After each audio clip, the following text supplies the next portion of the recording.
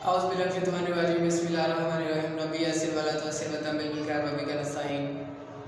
हाल है बच्चे? ठीक है सर। अब देखें हमारे पास क्लास 9th है, चैप्टर नंबर 4 अलजबरी कुलिये। आप देखें अलजबरी कुलिये को इंग्लिश में फार्मूले कहते हैं। अब ये सारा चैप्टर आपका बेसिकली फार्मूले के ऊपर डिपेंड है। आपको फार्मूले जितनी अच्छी तरह याद होंगे उतनी अच्छी तरह आप इस चैप्टर को कर सकते हैं। तो आप देखें आपके पास 4.1 एक्सरसाइज है। एक्सरसाइज 4.1 इसका पहला पार्ट है जिसमें आपने किसी रकमी जुमलों की निशानदेही करनी है। पार्ट नंबर 2 के अंदर नातिक जुमलों की निशानदेही करनी है। तो वो बेसिकली आपके पार्ट MCQ टाइप है। आपने डेफिनेशन को अच्छी तरह पढ़ लेना है। डेफिनेशन पढ़ लेंगे तो आपके वो जो पार्ट है वो क्लियर हो जाएंगे।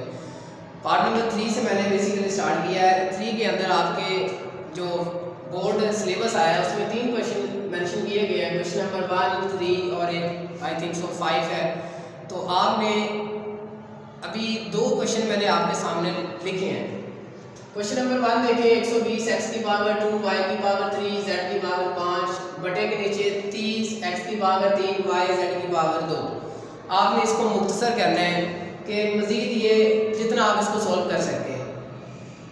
अब सबसे पहले आप देखें, आपने एक दफ़ा इसी क्वेश्चन को एक दफ़ा वैसे नीचे उतार लेना है। 120 x की पावर 2 y की पावर 3 z की पावर 5 बटे के नीचे यानी 30 x की पावर 3 y z की पावर 2। ऐसी है, आपको पता है ये 0 0 से कट गया। 3 एकम 3 3 4 12 या 30 एकम 30 30 का टेबल 4 तक पढ़े तो 120 आता है। तो आपके पास ऊपर रह गया 4। अभी आप देख रहे हैं जी आपके पास x की पावर 2 y 3 z 5 बटे के नीचे x 3 y z 2। अब आपने 7वीं क्लास में एहसास उसकी पावर आगे पीछे कैसे करते हैं ये सारा 7वीं क्लास में एक आपने चैप्टर नंबर 4 पढ़ा होगा। अब देख रहे हैं कि अगर एहसास सेम हो दरमियान में मल्टीप्लाई आ जाए तो पावर जमा हो जाती थी। एहसास सेम हो दरमियान में डिवाइड आ जाए तो पावर माइनस हो जाती है। अब ये बेसिकली बटे का मतलब तकसीम नहीं है, बटे का मतलब डिवाइड है। आप देख रहे हैं x ऊपर भी है x नीचे भी है। ये पावर 3 है पावर 2 है। आपने देखना है पावर बड़ी किस तरफ है, बड़ी नीचे है ऊपर छोटी है। तो छोटी पावर को बड़ी की तरफ लेके आना है। अगर ऊपर ये प्लस होगी तो नीचे आके माइनस हो जाएगी, अगर नीचे माइनस होगी तो ऊपर जाके प्लस हो जाएगी। बड़ी पावर को आपने माइंड के अंदर रखना है। आप देख रहे हैं कि बड़ी पावर x की नीचे 3 है ऊपर 2 है, 2 ऊपर प्लस है। अगर इसको नीचे लेके आऊं तो ये आएगा x की पावर 3 ऊपर प्लस है तो नीचे माइनस 2 होगी। इसी तरह y नीचे 1 है ऊपर 3 है तो y ऊपर 3 है नीचे से ऊपर जाके वो -1 हो गया। ये माइनस ये नीचे 2 प्लस है ऊपर जाके z की पावर 5 -2 यानी जो आपके छोटी पावर थी उसको बड़ी पावर की तरफ मूव करवा दिया आपने। अब आपके पास ऊपर बचा 4, y 3 में से 1 को निकाल दें तो 2 बचेगा, z 5 में से 2 निकालें तो आपके पास 3 बचेगा। इसी तरह x 3 में से 2 निकालें तो 1 ही बचेगा। 1 ऊपर लिख लें या ना भी लिखें तो आपके वो नंबर नहीं काटेगा। ये आपका आंसर है। इसी तरह इसका पार्ट नंबर 2 देखें। पार्ट नंबर 2 के अंदर आपने अगर थोड़ा सा पीछे 1 साल में भी 2 साल पीछे जाएं तो 6, 7 या 8वीं क्लास में आपने फार्मूला पढ़ा होगा a प्लस b का अगर होल स्क्वायर आ जाए या a माइनस b का होल स्क्वायर आ जाए तो वो बराबर होता है जी आपके पास a square plus b square plus 2ab। इसी तरह माइनस वाला a square plus b square minus 2ab। ये फार्मूले आपने 8वीं में भी पढ़े हैं 7वीं में भी पढ़े हैं, उसको बस आपने थोड़ा सा रिवीजन किया है। अब देखिए आपके पास इधर x इधर y है, इधर a b आ गया। आपने x y या a b या कोई कांस्टेंट वैल्यू आ जाती है उससे घबराना नहीं है। आपने सिर्फ इसको ये याद रखना है कि ये आपकी फर्स्ट वैल्यू है, ये आपकी सेकंड वैल्यू है, ये आपकी फर्स्ट वैल्यू है और ये सेकंड वैल्यू है। आप देख रहे हैं फर्स्ट और सेकंड वैल्यू के दरमियान प्लस है तो ऊपर वाला फार्मूला इसके अंदर ये वाला फार्मूला आपने अप्लाई करवाना है। तो आप लिखेंगे x का स्क्वायर प्लस y स्क्वायर यानी a इधर जैसे आपकी फर्स्ट वैल्यू a थी इधर आपकी फर्स्ट वैल्यू x है तो x square plus y square plus 2 फार्मूले वाला फर्स्ट वैल्यू x और सेकंड वैल्यू y। आगे -4x और y को आपने वैसे ही नीचे लिख दिया। इसी तरह x माइनस y है नीचे वाला फार्मूला ये वाला अप्लाई करेंगे तो आप लिखेंगे x square plus y square, आगे -2 फार्मूले वाला, first value x second value y, okay हो गया। आपने फार्मूला अप्लाई करवा दिया, दोनों फार्मूले आपने ओपन कर दिए। अब देखें एक्स का स्क्वायर वैसे ही रहेगा, वाई स्क्वायर भी वैसे ही है। अब ये प्लस तीनों आपस में दो ब्रैकेट्स और ये कांस्टेंट वैल्यू जब मल्टीप्लाई करेंगे तो हम 2x और y ही लिखेंगे, आगे -4xy है, बटे के नीचे x square plus y square minus multiply किया तो 2xy, ओके। अब देख रहे हैं ऊपर 4xy माइनस का, उसमें से प्लस का 2xy निकाल दें तो x square plus y square, दो में से जब 2 निकालेंगे तो 2 बचेगा x और y। अब साइन आपने वो लगाना है जो बड़ी रकम के साथ है, बड़ी रकम जैसे ये 4 बड़ी है उसके साथ माइनस साइन है तो माइनस बचेगा, नीचे x square plus y square minus 2x और y। अब आपको पता है बटे के ऊपर और नीचे अगर वैल्यू सेम आ जाए तो आप काट देते हैं, जैसे 5 × 5 5 × 5।